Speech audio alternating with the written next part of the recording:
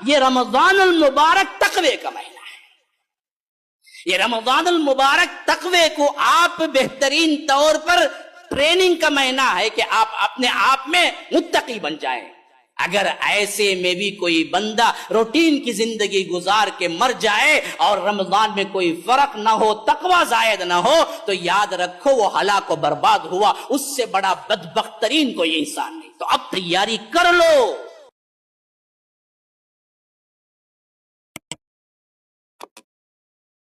Schedule بناؤ، schedule. سوچو کرنا کیا ہے، مجھے کیسی زندگی گزارنا ہے. سحری کے بعد سے افطاری تک کیا کیا کام ہوں گے. ہر دنیاوی کام کو 50% حصہ دو، بس 50 اللہ کے لیے. اور آخری 10 دنوں میں کل اللہ کے لیے. 21 سے 29 صرف اللہ کے لیے. بقیہ 1 سے 20 دنیاوی کام 50%. بقیہ 50 اللہ کے لیے. نماز فرائض تھی، نوافل شروع کرنے کا اہتمام کرو. نوافل تھی تو تہجد شروع کرنے کا اہتمام کرو. تہجد ہیں تو اس کے بعد کے جو نوافل ہیں، جو 12 رکعت کے زائد نوافل ہیں، جو سنت مؤکدہ کہتے ہیں، فجر سے پہلے کے 2، ظہر سے پہلے 4، بعد میں 2، پھر مغرب کے بعد 2، پھر عشاء کے بعد 2. اس کو اللہ کے رسول صلی اللہ علیہ وسلم نے فرمایا کہ جنت میں ایک محل تعمیر ہوگی. یہ 12 رکعت کو جو اپنی زندگی میں لائے گا، تو فجر سے پہلے، ظہر سے پہلے 4 اور بعد میں 2، 6، 8 اور مغرب کے بعد 2، 10، عشاء کے بعد 2 رکعت، 12. جو 12 رکعت کی حفاظت کرے گا اپنی زندگی میں، اللہ کے رسول صلی اللہ علیہ وسلم نے فرمایا کہ اس کو رب العالمین جنت میں الگ سے ایک محل تعمیر کرے. نماز عصر سے پہلے 4، اس کے لیے فرمایا کہ اللہ کی خاص نظر رحمت اس شخص پر ہوتی ہے جو نماز عصر سے پہلے 4 رکعت پڑھتا ہے نوافل. ان نفلوں کی پابندی کرو. قرآن اپنی زندگی میں لاؤ، شیڈول بناؤ. صفحات اٹھاؤ، 13 لائن کا، 15 لائن کا، جو بھی ہے، 500 چلر یا 13 میں ہو تو اور کم. تو صفحے بانٹو 30 دن کے اندر. کتنے صفحے آتے ہیں؟ ایک دن. پہلے دن سے مجھے اتنے صفحات پڑھنے ہیں.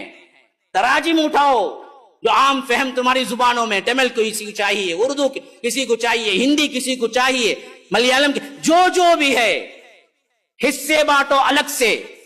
اور اس کے اندر شیڈول بناؤ، ڈائری بناؤ کہ اتنا مطالعہ ہر دن ہوگا. اور ایک وقت میں نہیں ہو رہا ہے. نماز فجر کے بعد 5 منٹ، نماز عصر کے بعد 5 منٹ، نماز ظہر کے بعد 5 منٹ، مغرب عشاء میں 5 منٹ. جو بھی ہے تقسیم کرو اپنی زندگی کے لحاظ سے کہ کیسے مصروف ہیں، ویسے ہی تم اپنے آپ کو تقسیم کرو. وہ تقسیم جس پر تم عمل پیرا ہو. میں نے نہیں بتایا یہ، میں دراصل آپ کو منٹس کے ساتھ نہیں بتا رہا ہوں، اس واسطے کہ ہر ایک کی زندگی کا شیڈول الگ الگ ہے.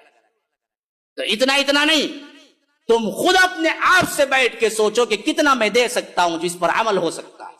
قرآن کریم کی تلاوت کتنا کر سکتا ہوں، ہاں، کتب اسلامیہ کتنا پڑھ سکتا ہوں جس میں سب سے پہلے سر فہرست قرآن کتنا پڑھ سکتا ہوں، ترجمہ کتنا پڑھ سکتا ہوں. ہر دن کو آپ لگائیں حصہ. ہاں، یاد رکھیے یہ کام اگر کریں گے تو واقعتاً آپ رمضان اس نیت سے گزار رہے ہیں کہ آپ کے اندر تقویٰ، کیونکہ رمضان المبارک زندوں کے لیے سب سے بڑا تحفہ ہے. اللہ نے زندگی پہنچا دی، رمضان بلا لیا، پھر اس سے بڑا کوئی تحفہ نہیں. یاد رکھو، جس کی زندگی ختم ہو گئی رمضان کے قریب آ کے، اور جس کی زندگی رہی اور رمضان گزارا، ان دونوں میں بڑا فرق.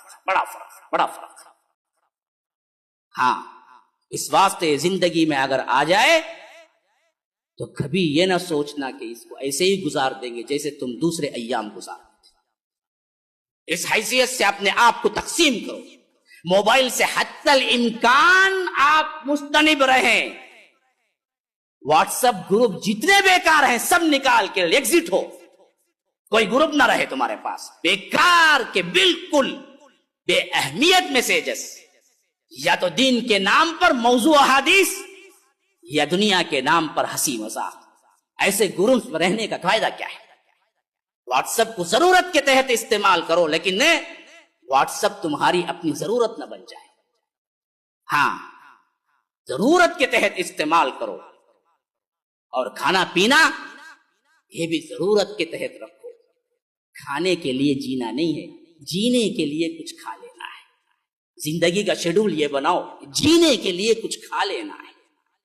ہاں، تو اس حیثیت سے اپنا شیڈول رمضان المبارک میں بنا کے گزارو، پھر رمضان کے اختتام پر اپنے آپ کا محاسبہ کرو تو تمہیں زمین آسمان کا فرق